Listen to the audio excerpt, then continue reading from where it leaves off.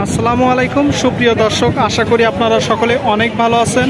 দেশে প্রবাসে যে যেখান থেকে দেখছেন সবাইকে শুভেচ্ছা জানিয়ে শুরু করছে আমাদের আজকের পর্ব।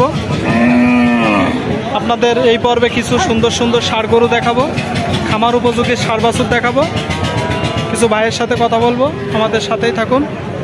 দেখুন দর্শক, অনেক সুন্দর একটা ষাঁড় গরু দেখতে পাচ্ছি, কত সুন্দর গলকম্বল দেখুন। আসুন আমরা একটু গরুর মালিকের সাথে কথা বলার চেষ্টা করি।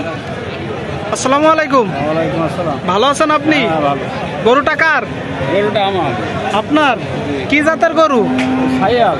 শাইয়াল, এটা তো মনে হয়। দেখুন দর্শক, একটা অরিজিনাল শাইয়াল গরু, তার গলকম্বল দেখুন, চুট দেখুন। একটা শাইয়াল গরুর যে বৈশিষ্ট্য, সবগুলো বৈশিষ্ট্য গরুর ভিতরে আছে। টকটকে লাল। কোন জায়গা থেকে সংগ্রহ করছেন গরুটা? আমার বাড়ির গরু, রঘুনাথপুর। আপনার বাড়ির গরু? আপনার বাসা কোন জায়গায়? রঘুনাথপুর। রঘুনাথপুর।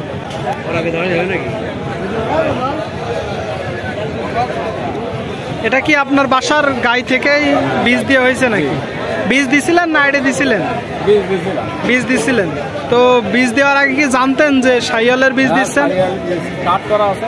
কাট করা আছে না? তো আরো আছে, এর চাইতে বড় আরেকটা আছে। এর চাইতে বড় আপনার বাসায় আরো গরু আছে, ওইগুলা শাইয়াল? সব শাইয়াল আছে, কুরাস আছে।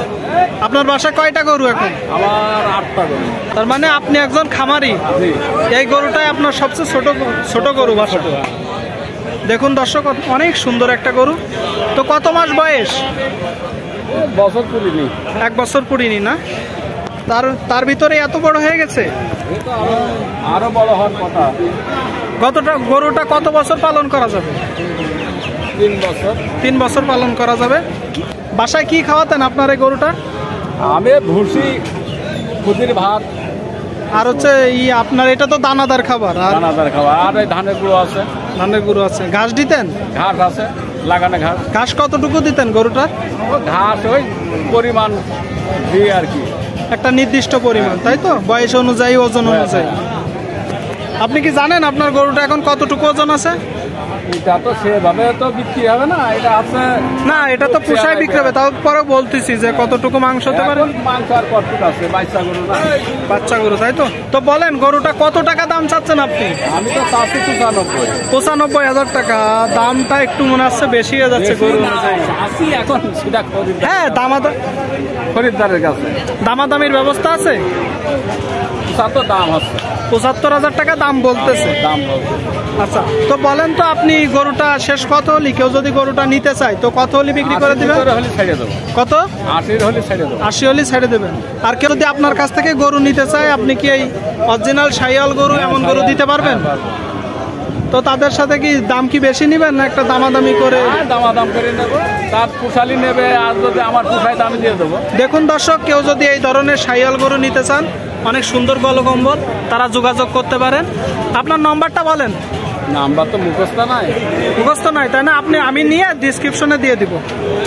দেখুন দর্শক, অনেক সুন্দর একটা শাইয়াল জাতের গরু, 100% পিওর শাইয়াল গরু। কত হলে বিক্রি করবেন? 80 হলে বিক্রি করে দেবো। 80 হলে গরুটা ছেড়ে দিবেন। ঠিক আছে, তো ভালো থাকবেন।